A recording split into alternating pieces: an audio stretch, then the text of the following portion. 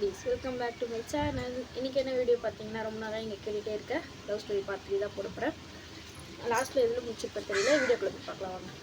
நிறைய பேர் பார்க்குறீங்கன்னா சப்ஸ்கிரைப் பண்ணாமலே பார்த்துட்ருக்கீங்க. சப்ஸ்கிரைப் பண்ணுங்கள். பக்கத்தில் இருக்க அந்த பெல் ஐக்கானை கிளிக் பண்ணிவிட்டு ஆள்னு கொடுத்துட்டு பாருங்கள். அப்போ தான் நான் போடுற வீடியோ உங்களுக்கு நோட்டிஃபிகேஷன் ஒன்று வந்து சேரும். ஸோ வாங்க வீடியோக்குள்ளே போயிடலாம்.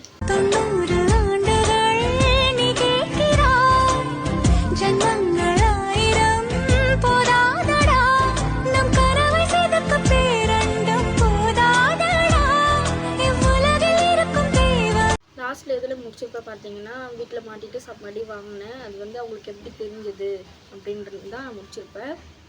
ஆக்சுவலாக இந்த விஷயம் வந்து நான் போய் அவங்கக்கிட்ட சொல்லவே இல்லை. என் ஃப்ரெண்ட்ஸ்லாம் தெரியல, காம்பவுண்ட் வீடுனாலே ஒரு வீட்டில் என்ன நடந்தாலும் எல்லாம் வந்து அப்படியே பார்க்குறது இல்லை தெரிஞ்சிடும். இப்போ பார்க்குறாங்களோ இல்லையோ அந்த சவுண்ட்லேயே தெரிஞ்சிடும்.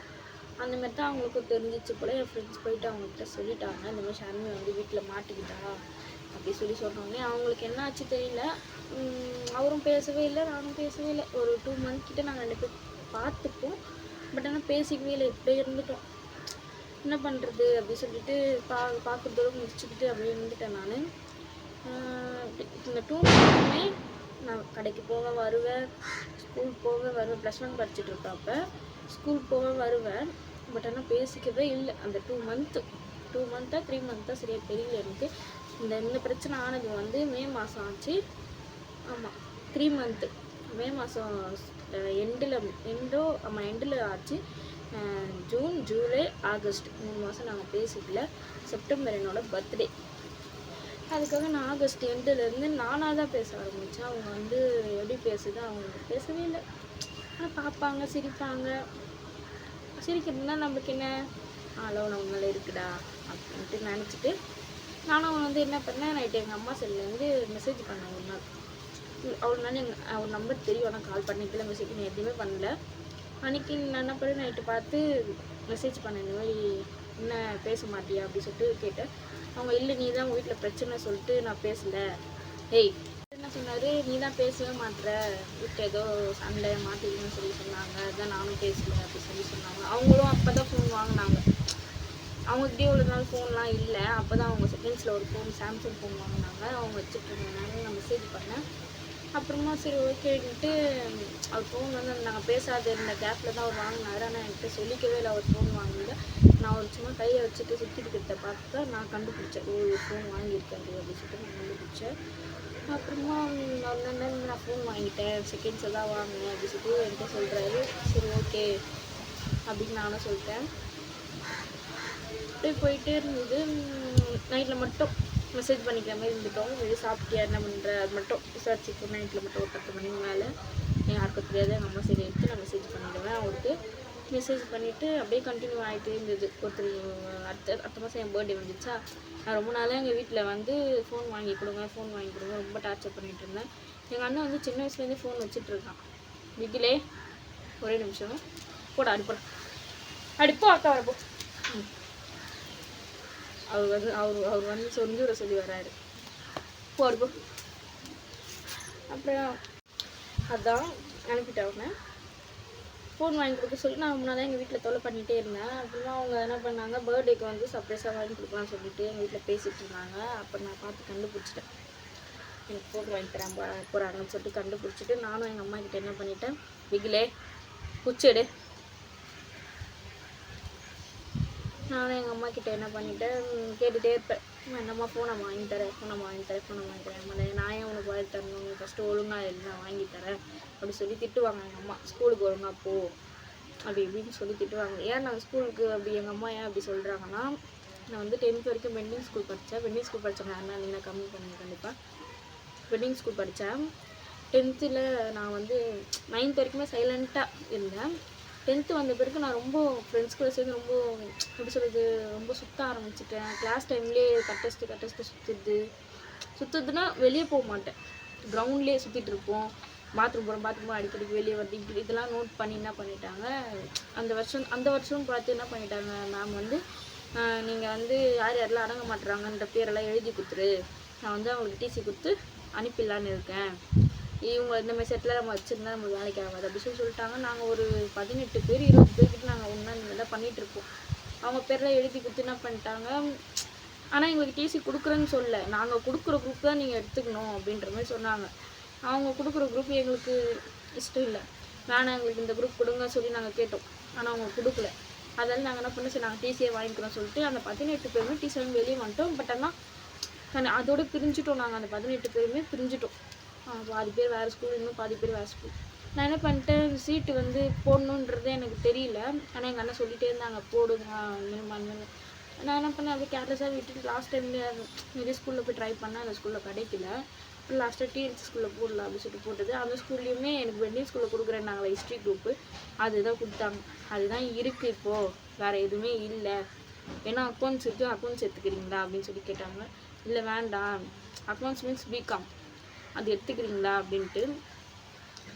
மேக்ஸ் எனக்கு பிடிக்கும், பட் ஆனால் பிகாம்ன்றது ரொம்ப ஒரு ரேருன்னு நிறைய பேர் எனக்கு சொல்லியிருக்காங்க. அதனால் அந்த குரூப்பே நான் எடுத்துக்கல. வேண்டாம் நான் ஹிஸ்ட்ரியே படிச்சுக்கிறேன் அப்படின்னு சொல்லிட்டு ஹிஸ்ட்ரி குரூப் எடுத்துகிட்டு அந்த ஸ்கூலில் சேர்ந்துட்டேன். வெண்டிங் ஸ்கூல் எப்படி இருக்குன்றது உங்களுக்கு நல்லாவே தெரியும். வெண்டிங் ஸ்கூல் படிக்கிறவங்க கமெண்ட் பண்ணுங்கள். டிஎல்சி ஸ்கூல் எப்படி இருக்குன்றது டிஎல்சி ஸ்கூலில் படிக்கிறவங்க கமெண்ட் பண்ணுங்கள். அந்தமாரி நான் டிஎல்சி ஸ்கூலுக்கு வந்துட்டேன். வெண்டிங் ஸ்கூல் எப்படி இருக்குன்னு உங்களுக்கே தெரியும். பெரிய கிரவுண்டு, கேன்டீனு, அந்த மாதிரிலாம் இருக்கிற ஒரு ஸ்கூலில் படிச்சுட்டு இப்போ திடீர்னு இப்படி போயிட்டோன்னே ஒரு வீடு மாதிரி லைனாக வீடு இருந்தால் எப்படி இருக்கும், அப்படி தான் அந்த ஸ்கூலு. ஒரு கேன்டீன் இல்லை, எது கிரவுண்டு கூட ரோடு வழியாக வெளியே வந்து தான் அந்த கிரவுண்டுக்கு போனால் அந்த கிரவுண்டு கூட கூட்டிகிட்டு போக மாட்டாங்க. +1 மேலே எக்ஸாம் இருக்குது, அது இருக்குன்ட்டு பிடி பீரியட் வந்து ஒரு மிஸ் எடுத்துகிட்டு அப்படியே படிக்க வச்சுருவாங்களா.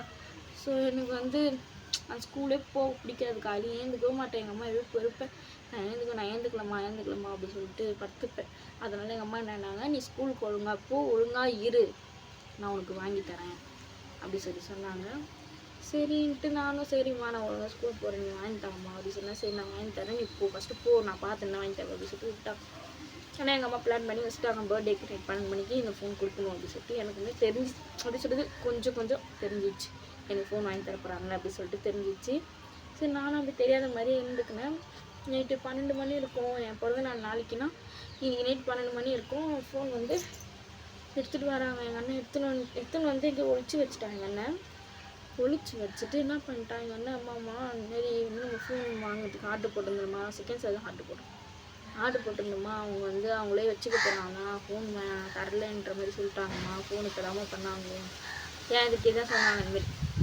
உடனே எங்கள் அம்மா இல்லை என்னடா சொல்கிற, விளாடாதுடா, இல்லைம்மா உண்மையாக தான்ம்மா, காசு கூட அவங்க கொடுத்துட்டாங்க, என் அக்கௌண்ட்டில் தான் இருக்குது, நான் உனக்கு எடுத்து கொடுத்துட்றேம்மா நான் அப்படின்ட்டு எங்கள் அண்ணன் சொல்கிறான். எனக்கு ஒரே தேம்பி அழுகுறேன். அப்புறமா எங்கள் அண்ணன் ரொம்ப நேரம் எப்படி சொல்கிறது, ஒரு 11:30 மணிக்கு ஸ்டார்ட் பண்ணாங்க. அந்த மாதிரி ஸ்டார்ட் பண்ணிவிட்டு ஒரு 12 மணி மட்டும் அழ வச்சு கரெக்டாக 12 மணிக்கு சர்ப்ரைஸாக ஃபோன் எடுத்து கையில் கொடுத்தாங்க. என் கையில் கொடுத்து இந்த பேர் ஒன்றே அழுதுருவியே அப்படின்னு சொல்லிட்டு கொடுத்தாங்க. எனக்கு ரொம்ப ஹாப்பி ஆகிடுச்சு. இந்த ஃபோன் வந்தோடனே உங்களுக்கு இப்போ லவ் பண்ணுறவங்களாம் என்ன தோணும், ஃபஸ்ட்டு அவங்க நம்பர் போடணும், அவங்க வாட்ஸ்அப் என்னான்னு பார்க்கணும், அப்படி தானே தோணும். அந்த மாதிரி தான் நான் என்ன பண்ணிட்டேன், ஆர்வத்தில் நீங்கள் நைட்டு என்ன பண்ணிட்டேன், அவரோட நேம் வந்து செல்லக்குட்டி அப்படி சொல்லி சேவ் பண்ணிவிட்டு நைட்டே மெசேஜ் பண்ண ஆரம்பிச்சிட்டேன், ஃபோன் வாங்கிட்டேன் சொல்லிட்டு ஃபோனு அமுக்கி அப்படிலாம் மெசேஜ் பண்ணிட்டு ஒன்று டெலிட் பண்ணி விட்டேன்.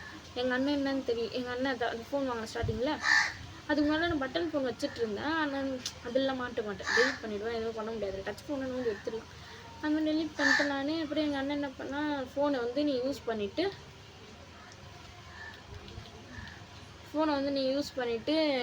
ஒரு நிமிஷம் ஃபோன் வருது,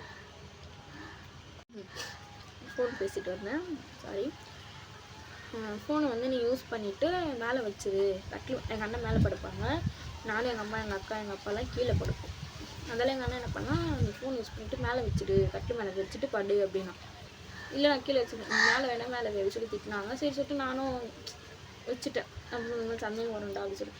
நான் எவ்வளோ பெரிய முட்டாள் பாருங்கள், அந்த நம்பரை டெலிட்டே பண்ணேன், அந்த நேமை செல்லக்குட்டின்னு சேவ் பண்ணி வச்சிருந்தில்ல, அதை நான் டெலிட் பண்ணது மேலே வச்சுட்டேன். எங்கள் அண்ணா அன்றைக்கி நைட்டே பார்த்துட்ருக்காங்க, அந்த பேரை பார்த்துட்டு சைலண்ட்டாக இருந்துட்டான். சரி நெக்ஸ்ட் டே பர்த்டே ஆச்சு, அழ வைக்க தேவையில்ல, இது பண்ண தேவையில்ல சொல்லிட்டு விட்டான்.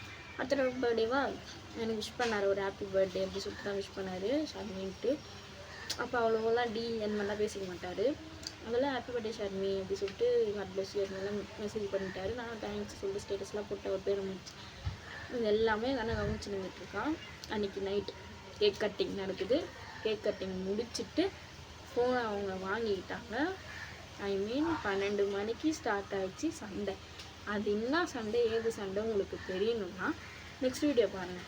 வாங்க இந்த வீடியோ இதோட முடிச்சிக்கலாம். Okay bye. நெக்ஸ்ட் பார்ட் யார் யாருக்குலாம் சீக்கிரம் வேணுமோ கமெண்ட் பண்ணுங்கள். கண்டிப்பாக சீக்கிரம் போட பார்க்குறேன். இந்த தேர்ட் பார்ட் போட இவ்வளோ லேட் பண்ண மாதிரிலாம் நான் போட மாட்டேன். கண்டிப்பாக ஃபோர்த் வீடியோ நான் சீக்கிரமாக போடுவேன். யார் யாருக்குலாம் ஃபோர்த் பார்ட் வேணுமோ கமெண்ட் பண்ணுங்கள். பாய்.